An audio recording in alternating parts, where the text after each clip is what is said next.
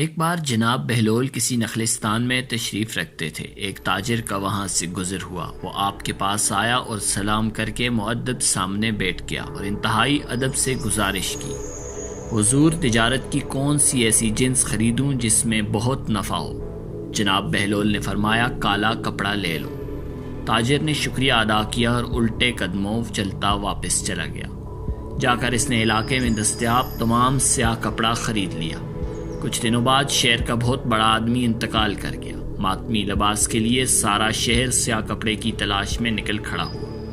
اب کپڑا سارا اس تاجر کے پاس ذخیرہ تھا۔ اس نے منہ مانگے داموں فروخت کیا اور اتنا نفع کمایا جتنا ساری زندگی نہ کما سکا، اور بہت ہی امیر کبیر ہو گیا۔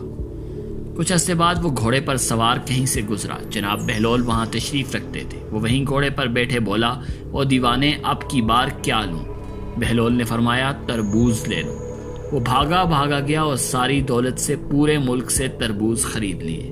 ایک ہی ہفتے میں سب تربوز خراب ہو گئے۔ کوڑی کوڑی کا محتاج ہو گیا۔